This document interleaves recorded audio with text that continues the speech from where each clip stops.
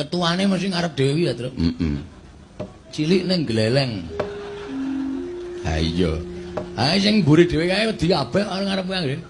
Kakang Antasena, Kakang Gargaja, Kakang Antarja, Kakang Abimanyu, ayo melu aku. Yo grutu krono nyolongi pelem. Nyolongi pelem dengkulmu atos kowe ora. Kakang Antasena. Piye?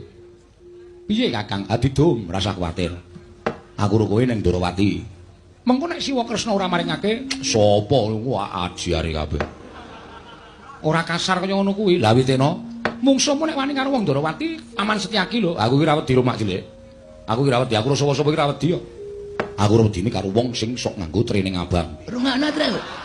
Truk, rungokke. Wah, metenteng juan ora. Ye, kowe lagi ngerti nek Ndara Antasena iki medine karo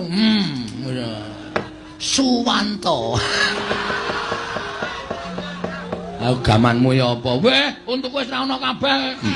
Takmut. Mesti risi. Heeh. Kuwi mengko didum. Lah terus sing ning Ngamarta kuwi dia pasrahke karo anak-anak sing ditresnani karo para pemuda Pandhawa. Sapa? Kakang Gargaja karo Abimanyu. Oh, Kakang Gargaja karo Kakang Abimanyu. Oh, iki rak anak emas.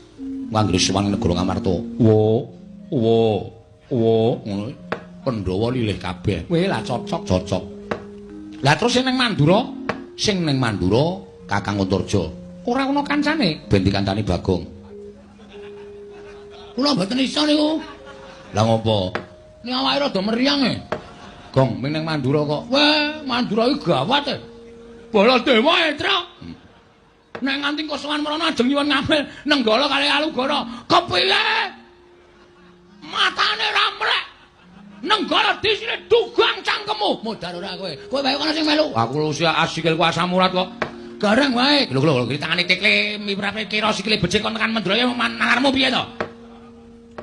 Nganu mawon kula usul Ndara Antarja piyambak mawon. Nggih, Den, kendel lho nika. Tenan luwane ndi dhewe wani nggih, Den nggih. Ya saura-urane ana kanca, mongko kanca sing tak cocok iki ming kowe Bagong. Waduh. Wis ngertos iki wis.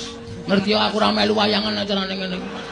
Ya ora melu wayangan ya ditakokke wong kowe iki termasuk favorit e. Hah? Termasuk favorit. Nggo ngilangi lumut. Kae kaporit.